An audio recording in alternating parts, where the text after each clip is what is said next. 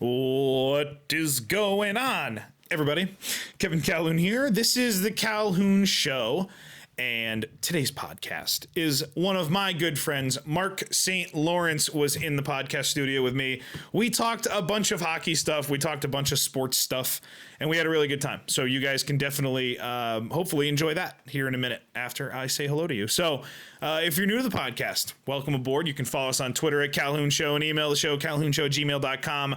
Like us on Facebook and Twitter and subscribe on the YouTube page and listen to us on iTunes or Stitcher or SoundCloud. We love iTunes reviews and ratings, and you can leave us voicemails and all sorts of fun stuff. You guys know all that stuff. So anyway, before I go into Mark, because we cover the hockey, I promise, we cover the hockey. So let's talk a little basketball here. Golden State has advanced into the finals as we all expected. Cleveland, as I sit here, has a 13-point lead. I'm obviously recording Wednesday night. Mark just left, so I just talked to him. As I sit here, Cleveland has a 13-point lead in the third quarter. So inevitably, Cleveland will be playing Golden State in the finals. Now, what does that mean? What it means is that we knew this a month and a half ago. We knew it 3 months ago. We knew it 6 months ago, and it's still happening. So everyone is going to now land on one side of a fence or the other. And I don't think it'll happen right away. But if Durant and the Warriors stay together and Cleveland stays together this offseason, we're all going to find ourselves on one side or the other of this argument. Does the NBA have a huge problem with the way their rosters can be constructed? It's going to be a talking point because we are headed toward Golden State Cleveland round 3.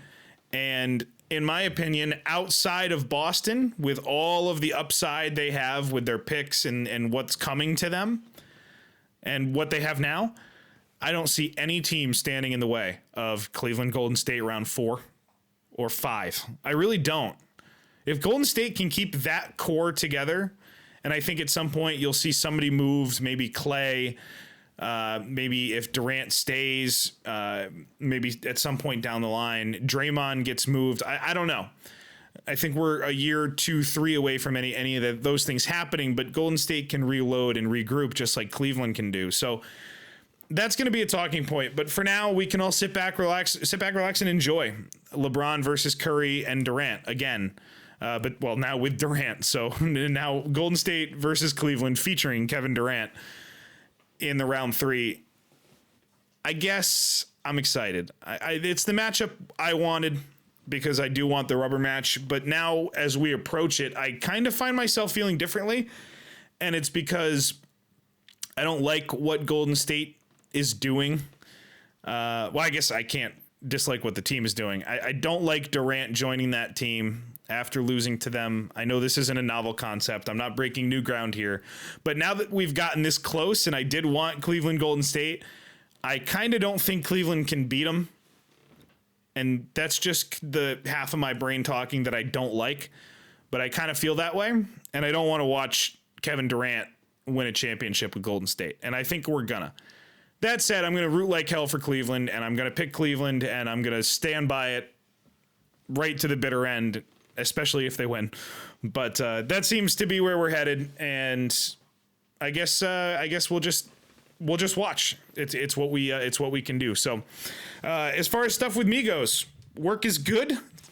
I talked a little bit about it with Mark, but the baseball job down in Bridgeport is great. The Bluefish are playing well. And I'm loving going to work and holding a microphone in my hand. So that is very lovely, and I'm enjoying the hell out of it. So, and I am the full-time host now, by the way. If you want to go to a Bridgeport Bluefish game, I will be there. If it's a home game, I will be there. I am working every game this year. At first there were 2 hosts, now there's just 1. What up?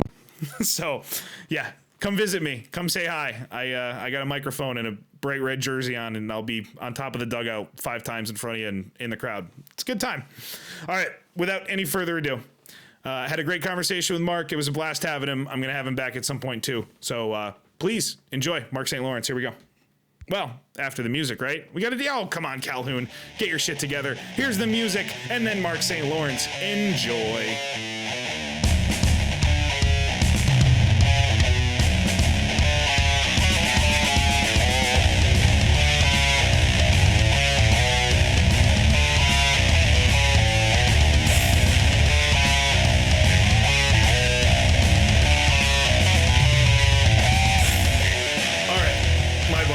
St. Lawrence, is in the podcast studio. What's up, dude? How's it going? It's been a long time coming that you be on this podcast, and we have a lot of things to talk about. We're joking about the Penguins lineup from last night. Mark's a big hockey guy, and honestly, it's my bad to not have him on to this point to talk about hockey yet. But the Penguins lineup last night, because you're asking me if I'm worried, it's rough right now. It's definitely scarce. It's not the lineup you're probably used to watching. It's not. I know it's not the lineup I'm used to watching. Yeah, I was telling Mark that I got in the car leaving work last night and put the Penguins game on the radio on the app, and Mike Lang's talking about Archibald carrying it in, and I'm going, oh, that's why they're losing. Okay, 40 shots, doesn't matter. Archibald is playing tonight. 40 shots, too, against the Senators, who just force you to shoot from the outside and really limit your opportunities. Yeah, so, well, first off, let's introduce you. I've known you since we were 13, 14, something like that. Yeah. And you are a big Blackhawks fan. Yep. So, you're Preds. Are you a Preds guy at this point of the playoffs? Well, going into it took a while for me to warm up to them, but it kind of feels like the Preds are like a force that you can't really stop right now. It almost seems like they have a date with destiny. So right now, I'd like to see somebody different win. So if it's Senators, Predators, I couldn't care less. But Senators, Predators sounds so sad compared to Penguins, Predators. It will be so sad compared to Penguins, Predators. How do you look at Game 7 here with Pittsburgh and Ottawa? Well, I think what it comes down to, for me at least, it seems that when the Senators can keep the Penguins from scoring early, they can kind of play that 1-3-1 trap they like to play, and then it's tough for the Penguins to get back into games if the Senators can score one or two quick. So I think for that, it's all going to be whoever scores first will probably win. Now, Hornquist and Schultz likely now to play. Huge difference, minor difference. I think Hornquist in front of the net with that 1-3-1 is massive. Yeah, and also, Hornquist is physical, and this has been getting more and more physical as the series go on. Phaneuf's been a freaking wrecking ball ever since Game 1. A scoring machine for the Penguins as well. Yeah. Nice job by him. Yes, true. Nice. But, physically he has been very good for them, and I think Hornquist can do a little bit of that for the Penguins, and that would be much needed. All right, so speaking of the Penguins' health, the whole reason why you're here in the first place is because we were talking a couple weeks ago on the podcast about concussions and suspensions and all of these things, and Sarah sent in an email, and you sent in a follow-up email to hers. First off, before we go into any of that, where is the NHL right now with concussions? Well, it's tricky because obviously, I'm sure as a lot of your listeners are, they're more casual fans of the NHL than they are serious fans. So if you look at it and you just look at the individual hits and the concussions, it looks worse than it is. A few years ago, the NHL did a lot to try to up scoring after the 2005 lockout, including getting rid of the two-line pass rule, which made the game faster, but also increased concussions a lot.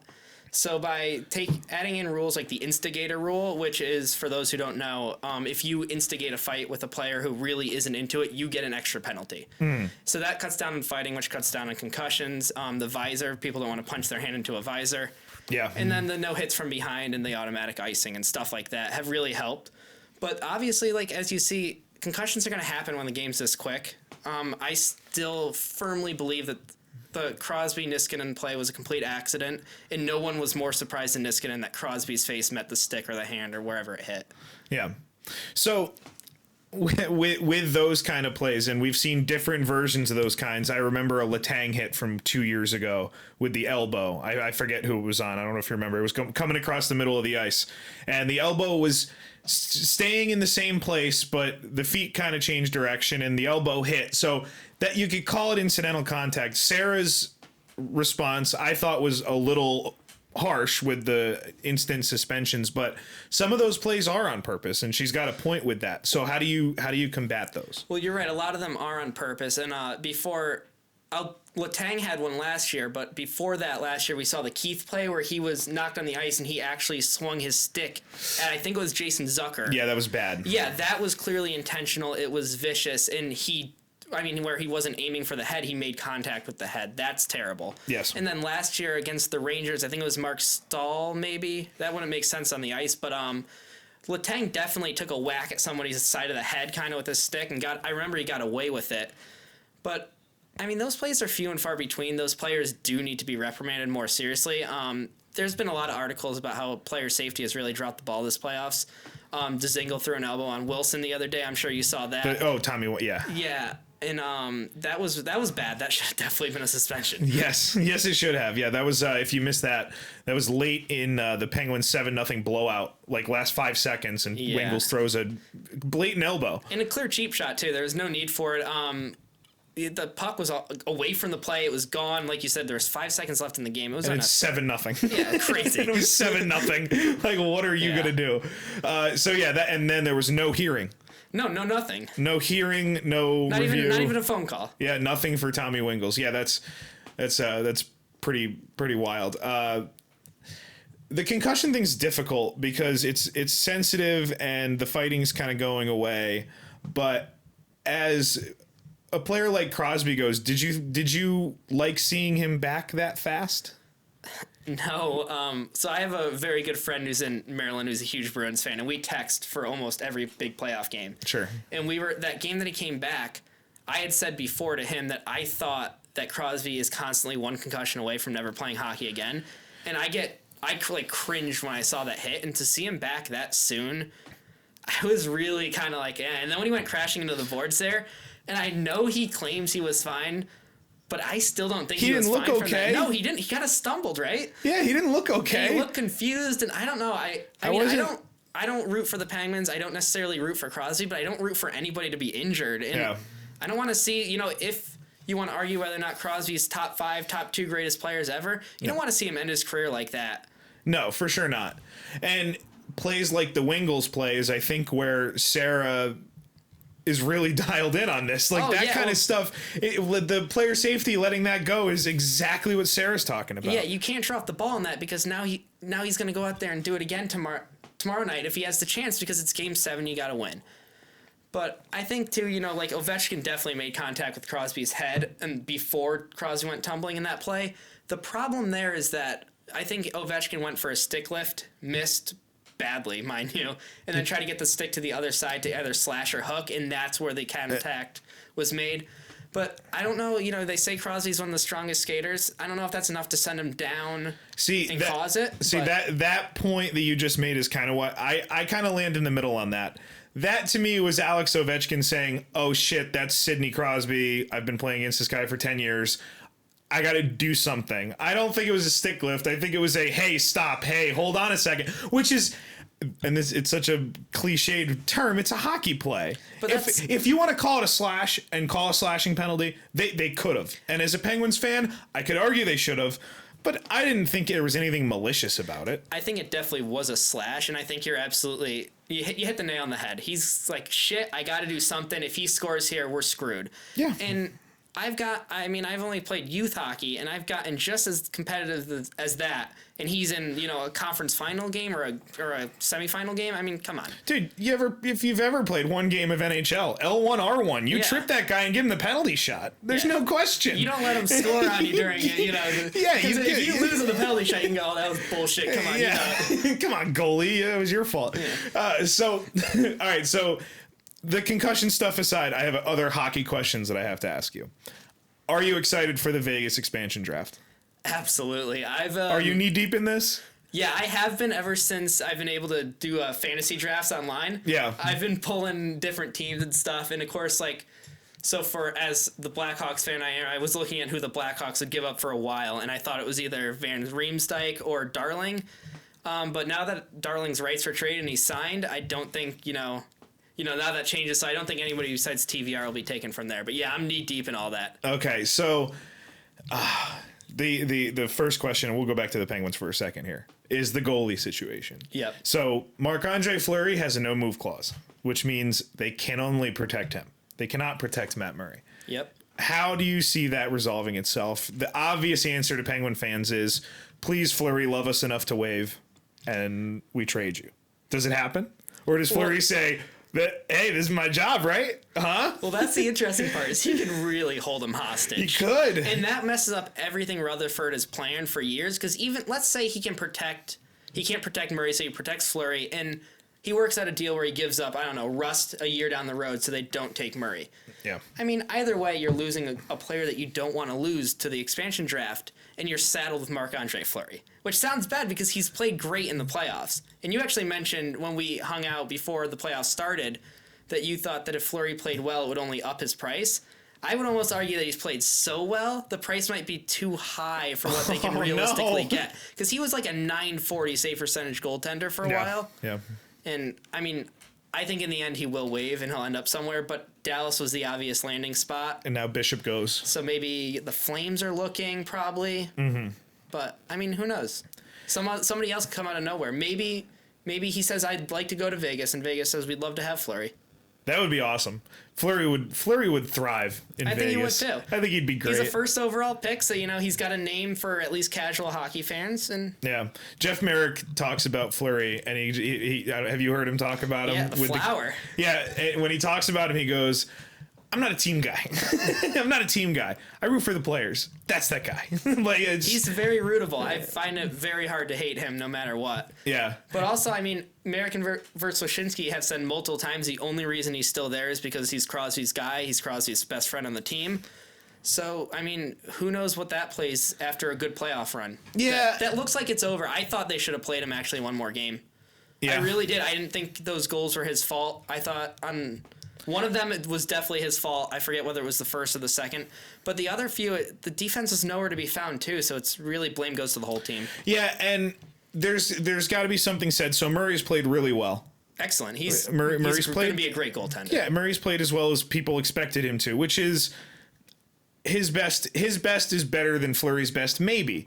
I would argue that Murray's stagnant pace is way better, but Fleury's best is really incredible. I think with Murray, what excites the Penguins, and probably yourself as a Penguins fan, is that he's still extremely young. He's younger than me and you. Yeah. And we sit here and we talk about him like he's a pro because he won a cup last year, but he is still developing and growing and becoming comfortable in the NHL. Obviously, with the year he had and the year Matthews had, he would never win, but like he's eligible for the Calder. He's won a cup already. It's crazy. Yeah. It's unheard of because most goalies sit behind, a veteran for a few years. You look at the Blackhawks with Crawford. I think he spent 5 years in the minors before they called him up. Yeah.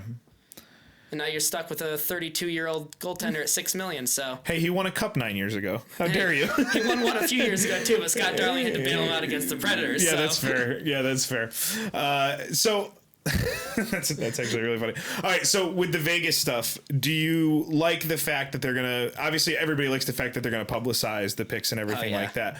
But I'm trying to phrase this the right way. Do you like players getting pulled off of teams? I mean, I don't from the fan standpoint because I get very attached to players. I mean, that's the whole reason I'm a Blackhawks fan is I fell in love with Patrick Kane's highlight reel come draft day, and then it just so happened that I used to be a Jeremy Roenick fan. Please, no one hold that against me now. And so when he went to one of Jeremy Roenick's old team, it was like a natural fit for me to start rooting. Mark watches NBC Sports and mutes the TV unless Roenick is on. I actually mute the TV if Roenick or McGuire talks. Or Milbury. Or, oh my God, Milbury's terrible. Yeah, do you want to talk for a second about the NBC Sports... a second? Do you have an hour? Yeah, hold on. Give me your thoughts on the way NBC presents hockey. Because I've gone off on this a couple times in the last few months. It's no wonder that a lot of people say that hockey is only for old white people because that's the only people NBC has on their broadcast. That's correct. And I love Eddie O, but even he's just an old white guy nowadays. He spends more time talking about horse racing than the game sometimes. That's fair. Yes. I mean, I wrote you an email a while back. I absolutely despise Pierre in the role that he's in. Yes. He's not, because Pierre's like a wealth of knowledge. He's like that history teacher you had in high school who you'd ask him a question about any part of time in history and he'd have a million different stories for you. Yeah. But I don't care who the mascot's uncle up in Winnipeg is. And that's the kind of information Pierre has for you. Come on, that stuff is so important. Or what kind of dog David Backus has. Yeah. Pierre's rough. Pierre kind of has hit a point with me where it's just kind of noise. It doesn't bother me. He doesn't make me mad. Yeah, have a good time out there. Yeah. We know what Pierre's going to say, and he's just going to say it, and then we move on. Yeah, and, the junior hockey stuff is annoying, but as kind of a self-proclaimed hockey nerd, I do sometimes find that interesting. Mm-hmm. My main issue stands with that studio show. It's terrible. Keith Jones is a C+ at best, and Milbury's an F. He's awful. And the stuff he said about PK was awful, too. Yeah. Well, the stuff he says about everybody. Yeah, he's just, I don't know. I don't know if he's out there to make headlines or if he just really is out of touch with how like fans feel, but he really seems to be the opposite voice to a lot of people now. Yeah, it's a driving force away from the sport. Exactly. Nobody wants to turn on the TV and hear the exact opposite of how you feel. So if you're a casual fan who loves PK Subban, because, I mean, hell, why wouldn't you? Sure. And you see this guy who's supposed to be an analyst just bashing him for what seems to be him having fun. Yeah. You don't want to watch that.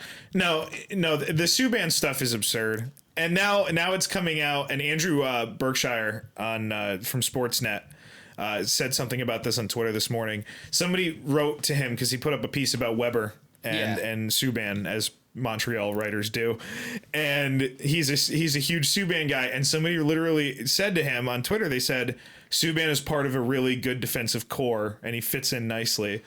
And Berkshire just wrote back. He said, "No one ever said that about Weber." Like, it's so condescending, everything that involves PK Subban. And I actually saw that similar thread, I think, and I scrolled down farther and I found a tweet that I loved, and it said, it was somebody who had the Canadiens logo as their Twitter profile picture, said, like, I would make that trade 10 times over again because Weber had a great year. Oh, beautiful. And I'm looking at it like, yeah, he had a great year, but like, you had a defenseman for the next 10 years that would have been great, and you wasted the last 8 of them probably. Because, I mean, Weber's under contract till I'll be dead, and Weber will still be getting money. Yes. He is under contract for so long. He is the Charlie Weiss of of the NHL. It's crazy. But I would think the Predators would make that trade 10, 15, 20 times over. 1,000. It was a home run. Do you think it was an absolute home run? They laughed when that trade went through? They just probably sat there and giggled, right?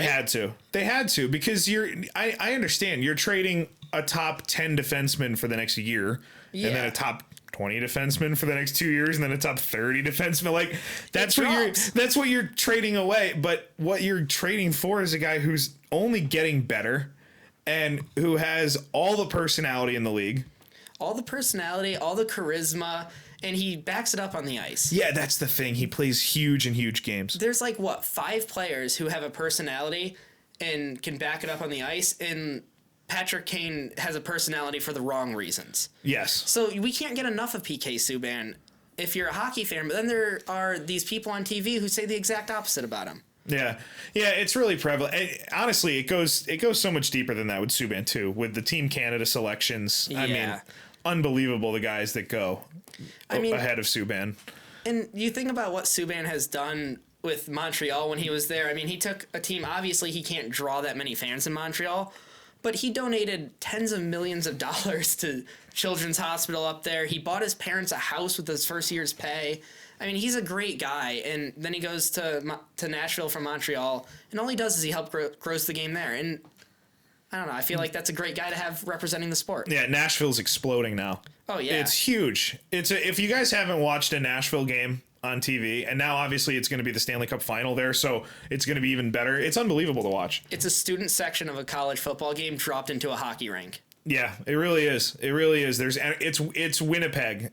Yeah, level. It's exactly like that. That first series when they got back in the playoffs, Winnipeg, God. It was insane. How good was that? It was awesome, and they didn't even win a game.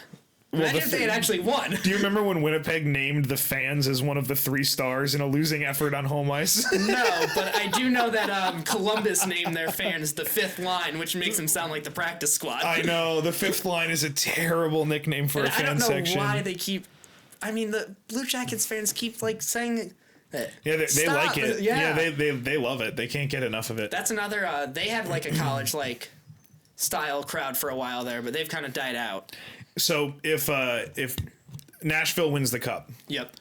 Do you want to go to Montreal to go to the PK Subban parade when he gets the cup there? I do. Because is that not the greatest day of all time when that'll PK... be hilarious. And Greg Wyshynski said it on one of his podcasts. I forget which one. He said that he hopes PK makes a parade for himself and it ends at Mark Bergevin's house. Yeah, it has to. I think that was hilarious. NBSW.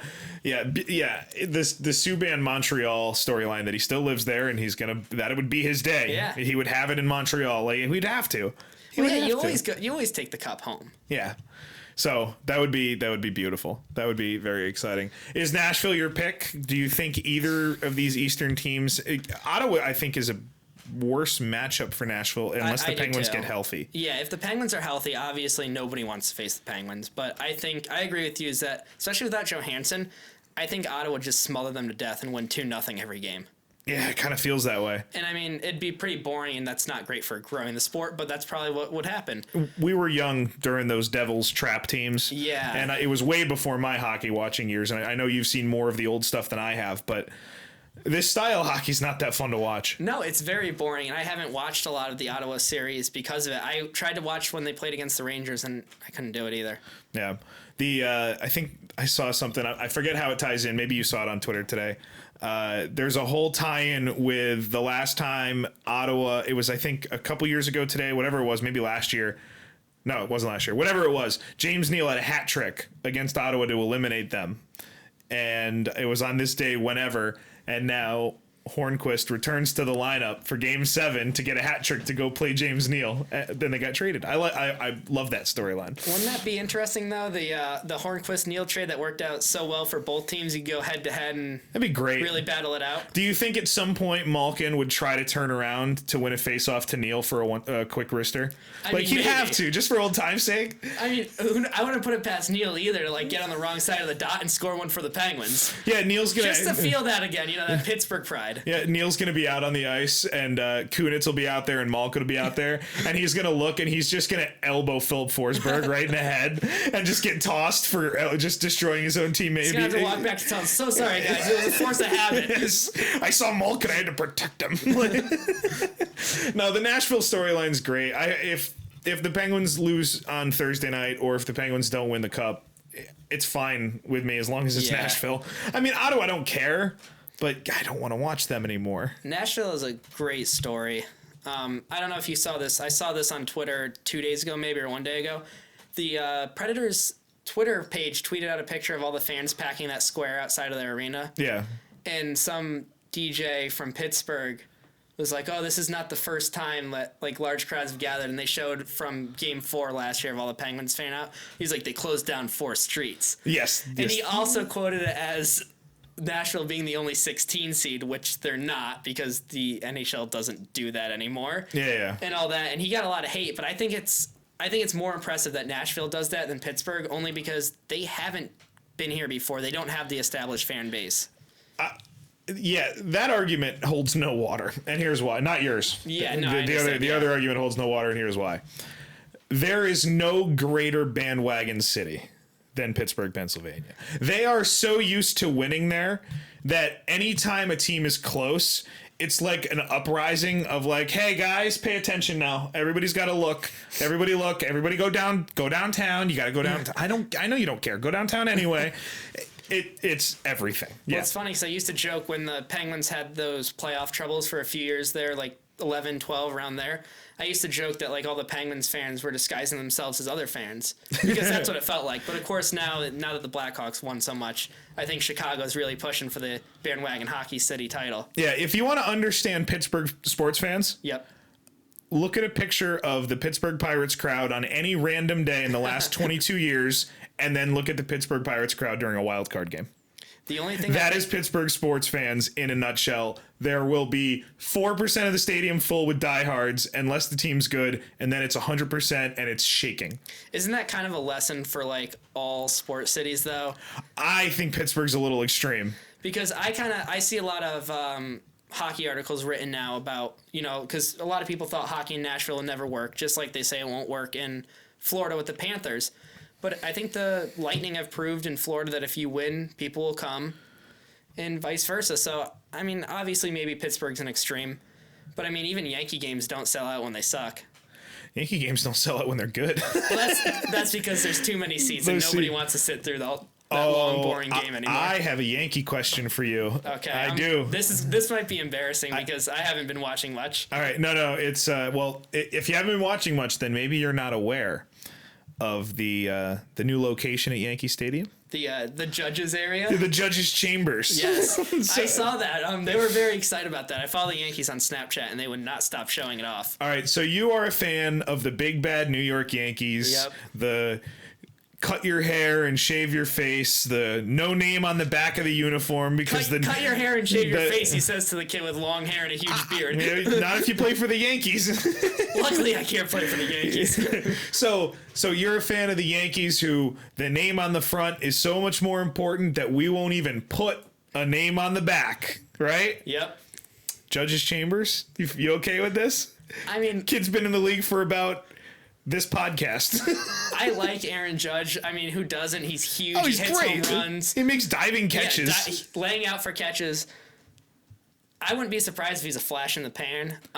Ooh, rough. I'm trying to think of the guy's name. It was either Kelly or Shelley. The Yankees had him. He was a first baseman like 4 or 5 years ago. Okay. He had about a year where he was like a home run / strikeout machine. It was one or the other.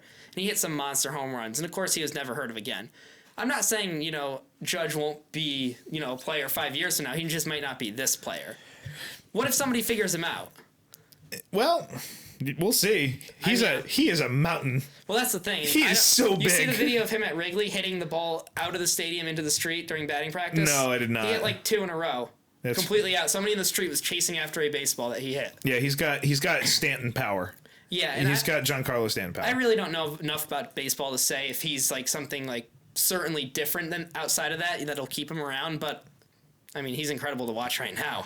Yeah, I'm starting to fall in love with baseball again. Being around it every day, it's making me happy. The atmosphere is fun. Yeah, it's making me happy. We had a doubleheader this morning / this afternoon.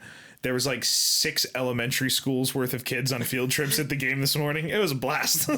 See, those are easy crowds to entertain. Yeah, those kids are probably loving it, huh? Yeah, and then the second game rolled around and all the field trips went home, and then all of a sudden it was a 1 p.m. independent league baseball game on a Wednesday. See, I thought you were gonna say all their sugar wore off and they fell asleep. Oh, that could have happened too. Hopefully, maybe on the bus ride home. Yeah, we did dizzy bat with 2 teachers.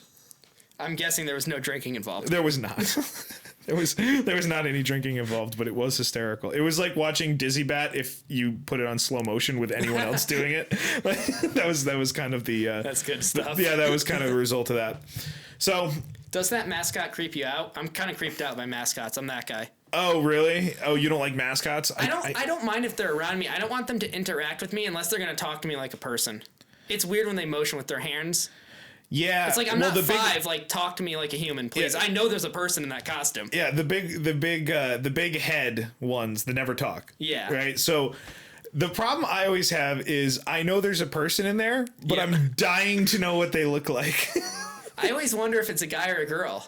I know, I do too. That's always my question too, because not that it matters, but I'm just curious. Yeah, like you want to know. I don't think I can. Like, I can't even. I'm not even gonna say. I don't think I should. No, don't ruin it. I don't Keep think I should. Mystery alive. I shouldn't say anything about the. I love the Bluefish mascot. His name is BB. The Wolfpack's mascot, Sonar. He creeps me out because he's really touchy. Oh, really? So I used to have I used to go to a lot of the Wolfpack games, and he would always high five and like pat on the shoulder and stuff. Sure. If you're not expecting it, it's creepy. I don't want a furry hand touching me. Yeah, no, that's never good. No, that's never good. Most of the teams. All right, so we're on mascot talk right now. Wally's a weird mascot. It's a mascot based on a wall. It is a bit strange. It's a weird mascot, although it's better than a sock. It's definitely stood the test of time, though. For sure. I like Wally. Iceberg bothers me because his face is too happy. Yeah, the Blackhawks have Tommy the Hawk. Yeah. And I don't like that because the Hawk's nowhere in the name. Until the Native American tribe shuts down the Blackhawks logo, then the Hawk might show up, but it's weird. And, I mean, Montreal has Youppi. Do we know what he is? No. All right, so, wait, who's the weird one? Is it the New Orleans Pelicans? I'm going to have to find this while we're talking. I am the most uneducated person when it comes to the NBA, so I would have no idea. Okay. Well, actually, I had one NBA point for you when we were talking about studio stuff. Yeah. I know you're not an NBA guy, which is why I wanted to ask. Could you sit down and watch the TNT show with Barkley and Shaq and Ernie Johnson? I could, because I find both Shaq and Barkley entertaining as people. It's a good show. Yeah, it's an interesting I haven't seen show. It, but I feel like I would enjoy it, and I have heard it's really good. Yeah. So anyway, I'm gonna find the. Does the NBA, do they have better game calling than the NHL? Let's see. The number one, I mean, you got the normal guys, like Marv and Mike Breen. I like Mike Breen a lot. Mike Breen's the guy that yells bang. Okay. Yeah, and you know I what I'm like talking the about? Onions guy from college basketball. I find him entertaining. Rafferty. Yes. Or Raftery. What? Yeah. Rafferty? I don't whatever know. it is. Yeah. He's funny though. I like listening to him. Onions! Yeah. That's a great call. I could listen to him stream that all game. Yeah, I like this the TNT, the number one crew, who are, I think they're ESPN and ABC. It's Mike Breen, Van Gundy, and Mark Jackson. Okay. That's a good crew. Yeah, I would take Breen just like I would take Doc. I think both of them are great. I think Doc is big Doc amazing. guy? I love Doc. I think Doc's magic is in how incredibly fast he is.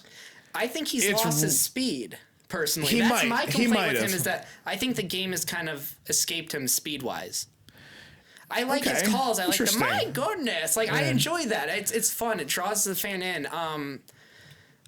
Person we both know, Tyler Reardon. He doesn't like hockey at all, but he says he'll listen to Doc call a game because it's entertaining. It's fun. Yeah. And I gotta agree. I like him I liked him when especially before he kind of lost his speed. He was really good for a while. I'm going to have to pay attention to that. So most of the playoffs this year have been radio for me because I've been working so many nights with the baseball games. So, I'll have to pay attention to that. I think I'm only conflicted on games 3 and 7 of the Cup final. And I'm going to miss tomorrow night, sadly. But yeah, well, if you're a Penguins fan, you might want to make sure I'm free tomorrow night because every time I've watched the Penguins Senators game, the Penguins have won. And every time I haven't, the Penguins have lost. what are you doing tomorrow night? I am packing up the remnants of my apartment. So I might have it on in the background. You should have it on in the background, and then if something goes bad, you should go sit down. And Go sit down in the other room and turn the TV off. Yeah, grab a beer, sit down, and do something else. That'll be great. Well, I don't know what it is. It was like that with the Capital Series, too. In my mind, the Penguins never lose because I rarely see them lose. I wish that was the case. So you're like me. I think back and I think of all the losses the Blackhawks had. I can remember that Game 7 loss to the Kings. Like, it was yesterday, but for whatever reason, I can't even remember the Cup wins sometimes. It's like I know I was sitting there watching it, but I don't remember the specifics. The losses stick with me. Yeah, the Cup wins are weird. The Cup win last year was the most... It was the least excited. So I've been lucky with my fandom. I grew up a Giants fan, so I've gotten 2. I grew up a Red Sox fan. I got 3 with that. I grew up... That was really lucky considering their history. Yeah, exactly. Yeah, you're not kidding, huh? I grew up with, Kobe was my favorite player, so I guess those Lakers titles don't count. I certainly don't remember sitting around watching them. I mean, I remember the Ori shot and that kind of stuff, but I don't remember those highlights. You got the but I've seen a lot of teams win, and the Penguins in 09. So last year was the first time I didn't celebrate. I didn't yell. I literally I was watching with Dan Condy. And the game ended, and he was like, "Dude, yeah, your team won the cup." Yeah. I was just like, all right, thank God that's done. Jesus. It was just horrible. Do you remember what you did in 2009 when they won? Oh, yeah, I was so excited. I put Mike Lang's call on 30 seconds left in the game so I could hear it. Just so you could hear him? Just so I could hear it, just in case they won. Yeah, absolutely. Well, you want to hear a really funny story? So when the Blackhawks won the first Stanley Cup in 2010, of course, that game 6 went to overtime. That's where Patrick Kane scored that goal that no one else besides him knew he scored. Yeah, and everybody was confused. And so this was in our old house, and my bedroom was the attic. Okay. And it was right above my parents' room. So right before overtime started, my dad came upstairs. He's like, "Can you go to sleep? I can hear you walking around." I'm like, "Oh, I'm pacing, nervous. Game's going into overtime." And when they won, teenage, I don't know, hormones, I spiked the remote in celebration. The whole thing shattered. It was like this glorious, I don't even remember what time it was, late night finish. Yeah. It was awesome. Then when they won in 2013, I had somewhere to go. I blasted Chelsea Dagger on the way there. I was over the moon. Yeah. The last time they won, I had the same reaction. I was at my girlfriend's house. I was watching the game with her. And I was so, tense and nervous the entire time. I was sitting on the edge of my seat. And when it was over, it was like a sigh of relief. And, the smile on my face is more just relieved I didn't have to watch any more hockey than anything else. And I felt guilty. I was felt told guilty. I didn't even look that happy. Yeah, I felt guilty afterwards. I was like, should I have been happier? I was just so happy it was done. When they scored the goals in the Russ goal, I was freaking out. But when the game ended, it was just the sigh of relief. Right. The worst reaction I've ever had to a game that went well Yep. was 2000. January of 2012. It was the Giants' second Super Bowl run when they beat the Patriots. I don't know if you remember, they played San Francisco in the NFC Championship game, and I think the Giants kicker missed like 2 field goals. The San Francisco punt returner fumbled twice. It was an ugly game. The Giants had like 80 yards in the second quarter. Like, it was a horrible game. And in the end, the Giants won the game in overtime. I laid on my bed for an hour. I didn't speak. Like, my roommate was like, dude, are you all right? And I like gave him a thumbs up. I was just like, you need a minute. I needed an hour. Like, it's just like sometimes it takes that when you're that invested, it takes it out of you. Yeah, that one was the worst. That was definitely the worst. I think for me, that's what it came down to. Is when the Blackhawks first were good, it was more of a promising future, even if they lost than anything. Yeah. And then 2013, I was so surprised they won again. In 2015, it was like I started to feel guilty. I wasn't happier. It was almost like I was so invested I couldn't even enjoy the moment. What's your favorite title as a fan? Like, what was your favorite team that you watched? Like, what? Because you're a Yankee guy and you're a Blackhawk guy. I really liked the 2010 Blackhawk team like a lot. I was a big Dustin Byfuglien guy too. He kind of stole my heart for a few months there. That January to June was a great run for him. It was, yeah. Overall, the 2013 Cup win was probably the one that really got me. I hate the Bruins so much. I can't explain to you my dislike for that team and those players. And so to watch them win with 2 goals in 27 seconds like that was incredible. I was telling somebody just the other day who was asking me about it. I was getting text messages from Bruins fans saying, Game 7, haha, I could pick out suck. a couple of them, yeah. I know a couple of them personally. One of them was this girl who you would never expect to be watching a hockey game, and she was, like, really going in on me. Like, it was rough. And then when they scored, I just was like, yeah, you want to take any of those back? No answer. Oh, beautiful. Just, like, she of course disappeared. Not. And, I mean, we joke about it now, is that was, like, her jinxing it, essentially, because she cost the Bruins. Yeah, she cost it for all those hardworking Bruins fans who paid their money to go see that game and stuff. She ruined it for them all. Boston sports or something. Yeah. Boston sports or something else. So it's a whole different animal. I think that was my favorite team, was the 04 Red Sox.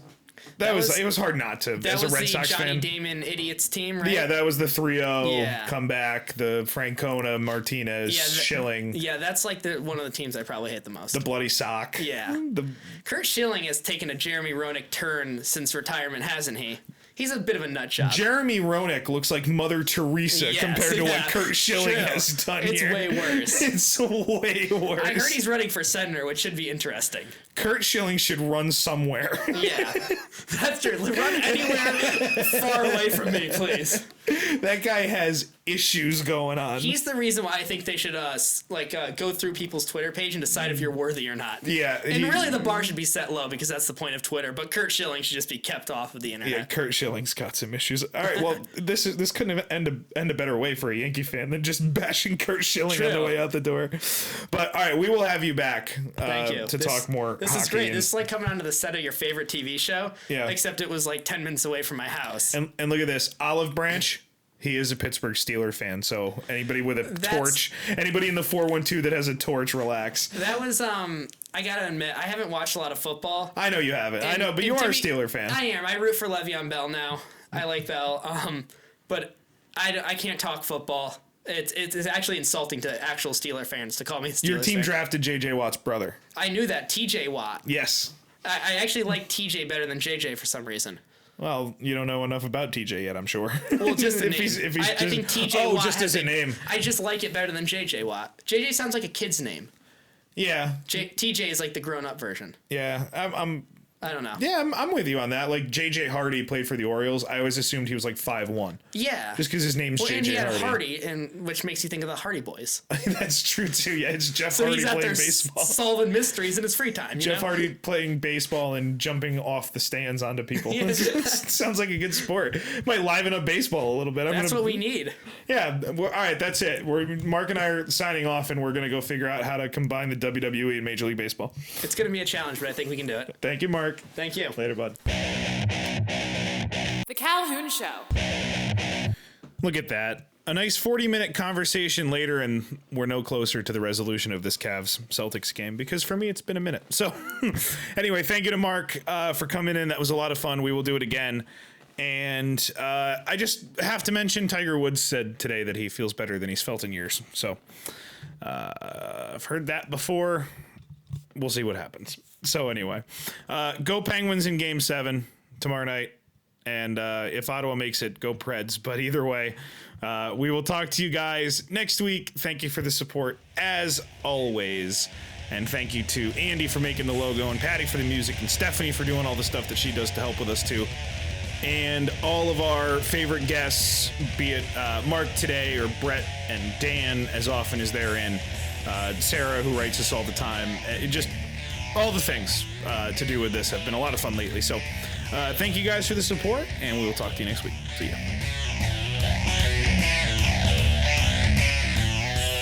Thank you for listening to The Calhoun Show.